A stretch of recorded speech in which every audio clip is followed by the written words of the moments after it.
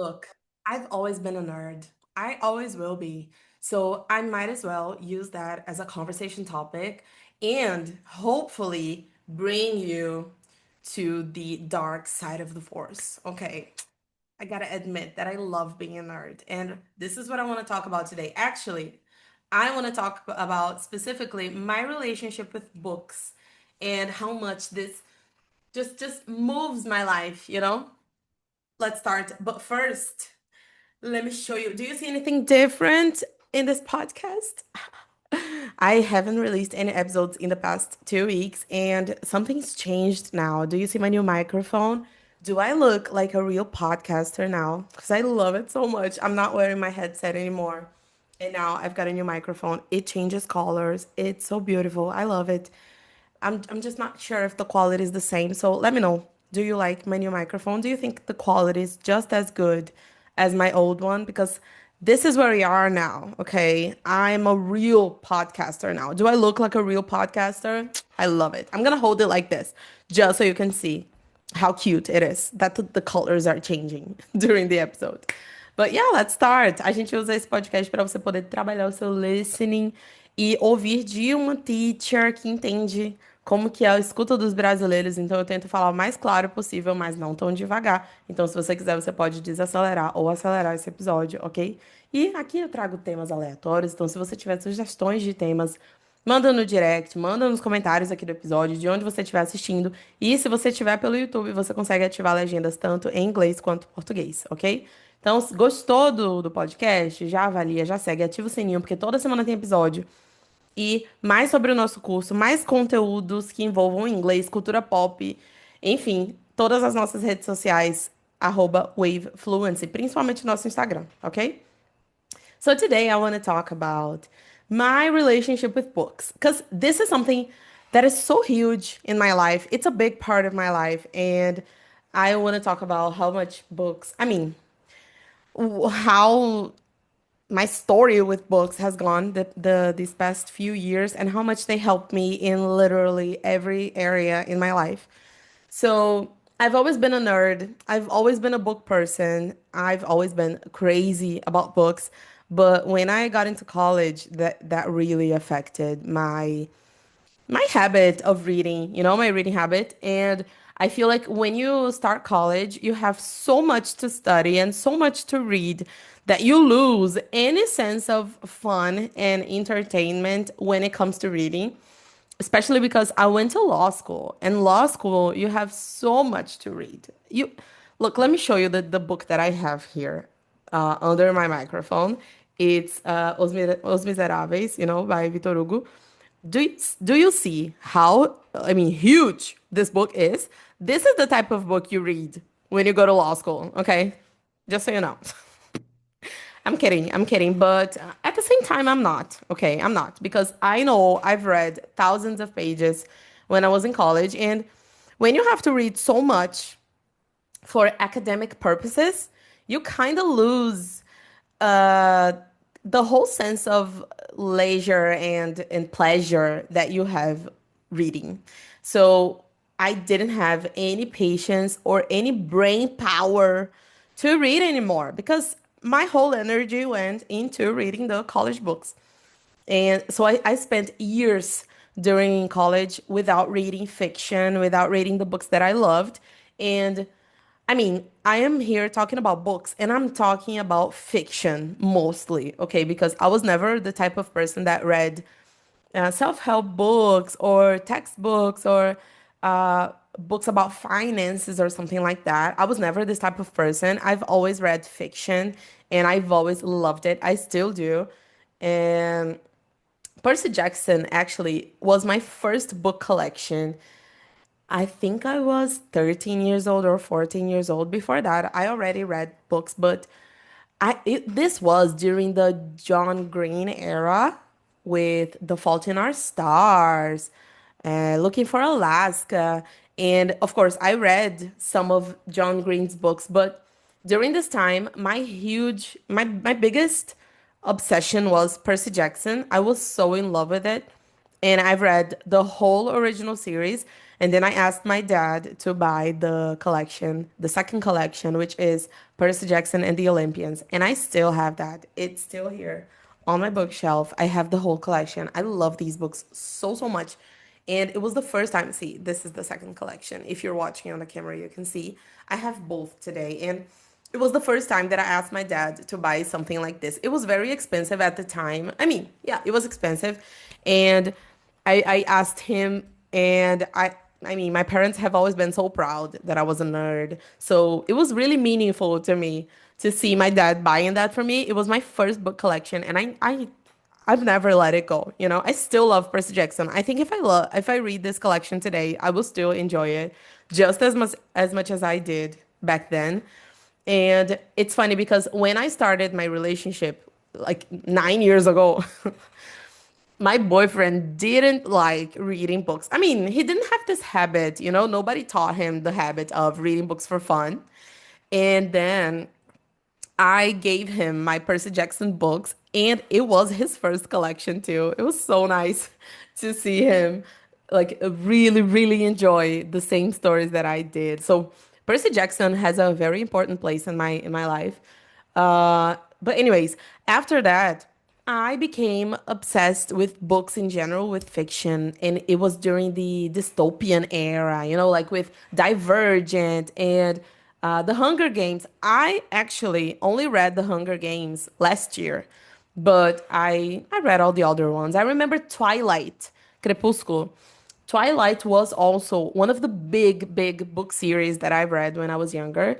But anyways, college completely cut that connection that I had with books, and I only got back to it during the pandemic. So in the pandemic, of course, we had nothing to do.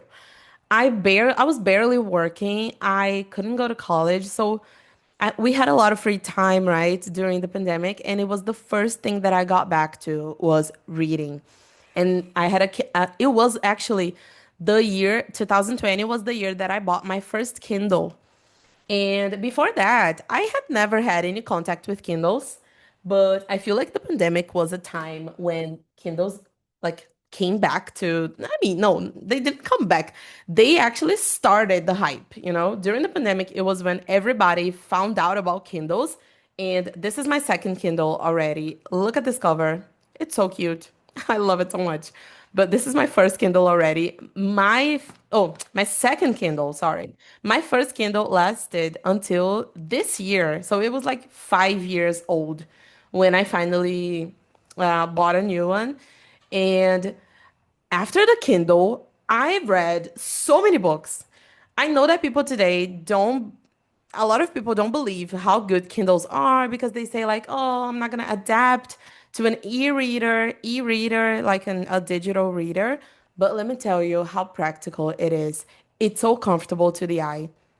You can have a whole collection here. So anytime you want to start a new book, you have it right in your hands.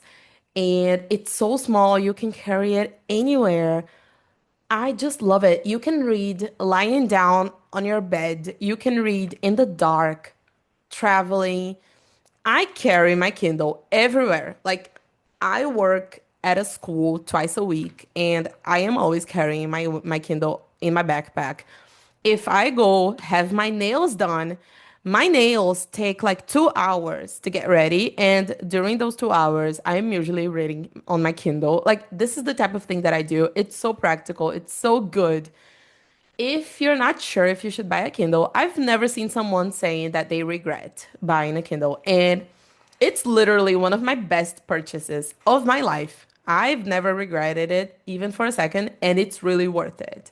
Seriously.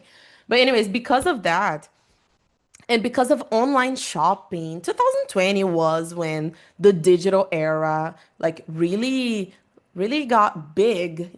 So online shopping got huge too, and with Amazon and all those websites, I started buying a lot of books. Today I have my goal, my dream. It's a dream. I have a dream of having a library in my house. So I've been collecting my books. I mean, slowly over the years, because I don't believe in bulk buying books, like buying hundreds or tens of books just to fill a bookcase in your bookshelves. I don't believe in that. So I've been collecting my books little by little during the years, and very soon I hope to start my little home library. It's one of my biggest dreams. Like, it's a childhood dream. So I really plan on starting that really soon. And the pandemic was the time that got me into that, like buying books and collecting them. So I never stopped since then. Ever since then, I've never stopped. And when I talk about books, I am talking about fiction. I only started reading nonfiction books last year, maybe. I love reading. I mean, in the past 2 years, I found out that I actually like psychology books, um, business books. I don't love them, but they're really useful, and I really like them now that I have a business. But mostly, when I'm talking about nonfiction, I love reading about politics and psychology. I think these are my favorite themes, and the nonfiction books that I have on my shelves are usually those, like psychology and politics. And I want to get into biographies too, because I've seen some recommendations of biographies and memoirs, like memories of a person, of celebrities or famous people. I really want to get into that too. But in general, I read fiction. And in the past years, people have started the habit of reading. Reading has become really popular the past years, but I feel like the most popular books, the books that are the most that are sold the most on Amazon and those websites are nonfiction books about business, about marketing, about finance. And look, I know that books are great to learn, but I only found this out like last year that books are good to learn something, because before that, books were just a source of entertainment for me. And I have to admit, I like books for learning new topics and learning about psychology and politics, for example, or finance. But still, I will be the biggest defender of fiction. And I feel like people have been reading so much lately, and that's great.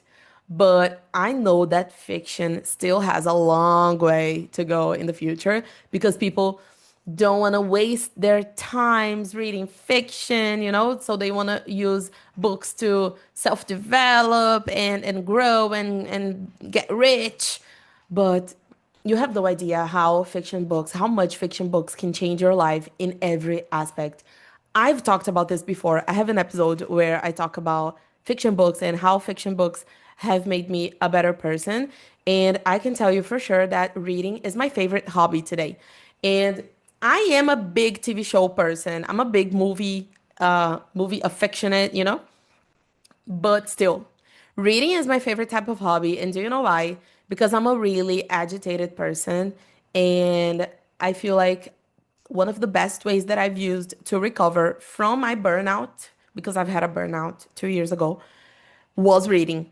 And books are probably one of the few things that can slow me down. My mind is usually going like 1,000 miles per hour, and reading is one of the things that I can stop and slow down and work on my focus, work on my concentration, Not to mention all the other good things that come with reading, like my vocabulary in English and in Portuguese. Because when you read books in Portuguese, you still have a lot to learn. You can learn so many ways to communicate. And my whole baggage in general, even from fiction, you can have a lot of baggage, a lot of knowledge, and a lot of vocabulary just from reading fiction. And I feel like when you read fiction, you get a lot of culture and world baggage, even when we talk about fiction or like a fantasy book, whatever, but these types of books can teach you so much about life, about culture, about the world. And then you start finding out books about different cultures and different types of fiction. And it's so good. It's so good. I can't tell you how good it is. And it's so nice to see so many people falling in love with reading in the past years. I really hope that this industry can just grow and uh, I mean, have better investments. And I feel like it's an industry that was collapsing in the past years. And I really hope we can see some improvement and some growth in the next few years because the book industry can change people's lives. And I mean, we've been consuming so much technology and so much social media lately. Why not use the social media and the means of communication to like talk about reading for people, and make this industry grow more and more because it only benefits us, because books can get cheaper and authors can grow and be known internationally. How many Brazilian writers have gotten known, have gotten popular in the past years because of the book industry, because of the book content on the internet, It's so nice to see. It's actually one of the few contents that I'm so proud to consume because when I consume someone talking about books, I know that I'm making a difference in the world because the book influencers, in my opinion, they are probably the most important influencers today because it's because of them that the industry has been growing so much. And I love to see that. I feel really proud to incentivize and to consume that, I feel like we should all be thinking about that because the book industry can be so important for us and personally and as a society, as a country, we've seen libraries shut down, bookstores shut down in the past years. So, but I can see a future where we we relive this industry, I can see a future where we can open new bookstores and open new libraries and have book clubs. And I don't know, I feel like people are starting to see how much books can bring people closer together. It's a way of finding a community, having a sense of community, I feel that with the type of content that I consume. We have the Bienal do Livro today. Every year we have Bienal do Livro in São Paulo and Rio de Janeiro, and this event has been growing like in unimaginable ways. You have no idea. If you watch a video or if you read something about the BNIs in the past years, they've been growing so much. It's crazy. I really, really hope we can bring this back and we can incentivize that, more and more with years. But yeah, I don't know. I think fiction books can be a great way to grow personally, to I mean, it can really change your life and it can be also a great way of entertainment. And don't be ashamed of the type of books that you like, even if it's a silly romance or a silly fantasy or a children's book or children's fantasy, it doesn't matter. Reading is so good for the soul. It's so good for your brain. You have no idea. If you have been thinking about it, start with something simple, start with something fun. You don't need to read something intellectual or difficult or like a classic. Forget about it. Just start wherever you want, I know it's something that it can be life changing. And not to mention, reading is one of the best ways of improving your English. So let me finish with that, okay? It's one of the best ways to improve your vocabulary, to improve your grammars and your speaking and many things. I know that it's a little scary, but especially for intermediate and advanced speakers, you have no idea how much reading is useful and important. Today, it's one of the main ways I use to keep my English just improving and improving, more and more. So I'm gonna end here. I hope I've convinced you to get back into reading or to start reading. And please share with me your favorite reads, which book you're planning to read, and if I've convinced you somehow of getting to this whole new world of books. I love it. I'm a nerd. I could be talking about this for hours and hours and hours. I feel like I've talked too much, so I'm gonna stop here, okay? I really hope you liked this episode, and I'll see you in the next one. Bye.